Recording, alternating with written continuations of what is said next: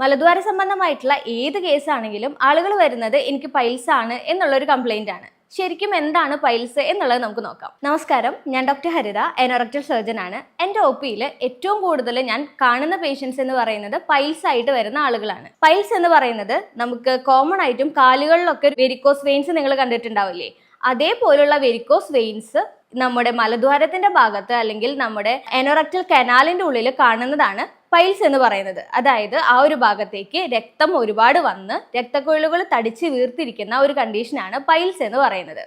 കൂടുതലും നമ്മൾ മനുഷ്യന്മാര് രണ്ട് കാലിൽ നിവർന്ന് നിന്ന് നടക്കുന്ന ആളുകളാണ് അല്ലേ. അതുകൊണ്ട് തന്നെ ഒരു ഗ്രാവിറ്റിയുടെ ഒരു ഭാഗമായിട്ട് തന്നെ നമുക്ക് രക്തക്കൊഴലുകളിലേക്ക് താഴോട്ട് കൂടുതലും ബ്ലഡ് വരാനും പൈൽസ് വരാനുള്ള ഒരു സാധ്യത നമ്മുടെ അനാറ്റമിക്കലി തന്നെ ഉണ്ട്. പിന്നെയുള്ള കാരണങ്ങൾ എന്ന് പറയുന്നത് നമ്മുടെ ദഹന വ്യവസ്ഥയുമായിട്ടുള്ള കാര്യങ്ങളാണ്. ഏറ്റവും കൂടുതലും കോൺസ്റ്റിപ്പേഷൻ അല്ലെങ്കിൽ മലബന്ധം ഉണ്ടാകുന്ന ആളുകളിലാണ് പൈൽസ് കോമൺ ആയിട്ട് കാണാറുള്ളത്. അതേപോലെ തന്നെ നമ്മുടെ ടോയ്ലറ്റ് ഹാബിറ്റ്സ് നല്ല രീതിയിലല്ലാത്തവർക്കും, അതായത് ഒരുപാട് സ്ട്രെയിൻ ചെയ്യേണ്ടി വരുന്ന ആളുകൾ, ഒരുപാട് സമയം ടോയ്ലറ്റിൽ ഇരിക്കുന്ന ആളുകൾ, ടോയ്ലറ്റിൽ ഇരുന്ന് മൊബൈൽ യൂസ് ചെയ്യുക, ന്യൂസ് പേപ്പർ വായിക്കുക, അങ്ങനെയുള്ള ഓരോ കാര്യങ്ങൾ ചെയ്യുമ്പോൾ നമ്മൾ കൂടുതലും സ്ട്രെയിൻ ചെയ്യേണ്ടി വരികയും ഇത് പൈൽസിന് ഒരു പരിധിവരെ കാരണമാവാറുണ്ട്. അതല്ലാതെ പ്രഗ്നൻസി, ഡെലിവറിക്ക് ശേഷം എന്നിങ്ങനെയുള്ള മറ്റു കാരണങ്ങളും പൈൽസിൽ അടങ്ങിയിട്ടുണ്ട്. പ്രധാനമായിട്ടും പൈൽസ് എന്ന് പറയുന്നത് രണ്ട് തരത്തിലാണ് ഉള്ളത്. ഒന്ന് എക്സ്റ്റേണൽ ആയിട്ടുള്ള പൈൽസ്, അതായത് നമുക്ക് പുറമേ നിന്ന് തന്നെ തൊട്ടു നോക്കുമ്പോൾ ഫീൽ ചെയ്യുന്ന മുഴ പോലെയുള്ള ഭാഗം. രണ്ടാമത്തേത് ഇന്റേണൽ പൈൽസ്. ഇതിന് രണ്ടിൻ്റെയും ലക്ഷണങ്ങളിലും കുറച്ച് വ്യത്യാസമുണ്ട്. എക്സ്റ്റേണൽ ആയിട്ടുള്ള അതായത് പുറമേയുള്ള പൈൽസ് ആണെങ്കിലാണ് ഏറ്റവും കൂടുതൽ നമുക്ക് പെയിൻ ഫീൽ ചെയ്യുന്നത്. ഉള്ളിലെ പൈൽസിന് പൊതുവെ പെയിൻ അങ്ങനെ ഉണ്ടാവാറില്ല. ഉള്ളിലെ പൈൽസിന് മെയിൻ ആയിട്ടും ഉണ്ടാകുന്ന സിംറ്റംസ് അല്ലെങ്കിൽ ലക്ഷണങ്ങൾ എന്ന് പറയുന്നത് ബ്ലീഡിംഗ് ആണ്. ബ്ലീഡിംഗ് അല്ലാത്ത നോൺ ബ്ലീഡിംഗ് ആയിട്ടുള്ള പൈൽസും ഉണ്ട്. ബ്ലീഡിംഗ് ഉണ്ടാകുമ്പോൾ അത് എന്താ പറയുക, നമുക്ക് ചൂറ്റി വരുന്നത് പോലെ അല്ലെങ്കിൽ ഒരു പൈപ്പ് തുറന്നതുപോലെ അങ്ങനെ ചീറ്റി വരുന്ന തരത്തിലുള്ള ബ്ലീഡിംഗ് ആണ് പൈൽസിന് കൂടുതലായിട്ടും ഉണ്ടാവാറുള്ളത്. അതേപോലെ ഫ്രഷ് ആയിട്ടുള്ള ബ്ലഡ് ആയിരിക്കും പൈൽസിന്റെ കണ്ടീഷനിൽ നമുക്ക് കാണാൻ പറ്റുക. പൈൽസിന് പൊതുവെ നമ്മൾ 4 സ്റ്റേജിലാണ് തരംതിരിച്ചിട്ടുള്ളത്. ഗ്രേഡ് 1 എന്ന് പറയുന്നത് പൊതുവെ നമുക്ക് പുറമേ നിന്ന് യാതൊരുവിധ ലക്ഷണങ്ങളും തൊടാനോ ഒന്നും മനസ്സിലാവില്ല.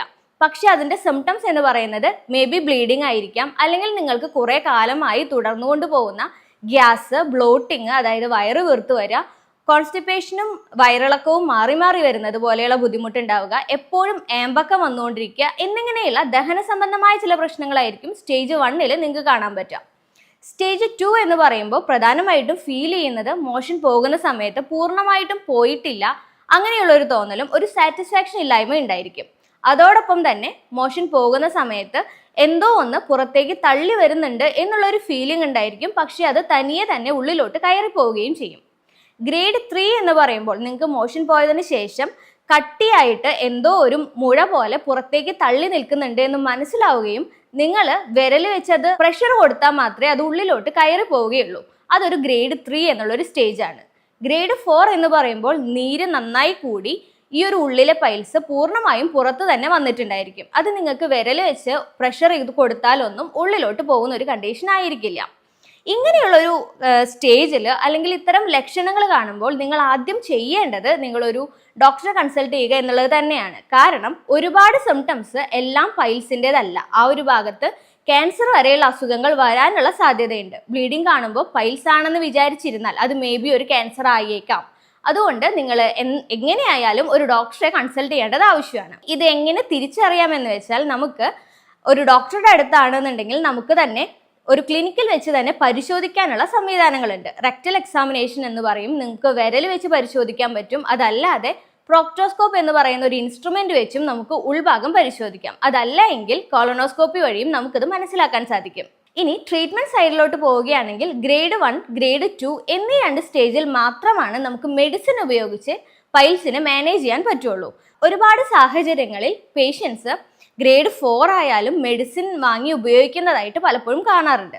പക്ഷേ ഒരു ഗ്രേഡ് 2 ശേഷം നിങ്ങൾക്ക് പൊതുവെ മെഡിസിനിൽ വലിയ റിസൾട്ട് കിട്ടില്ല.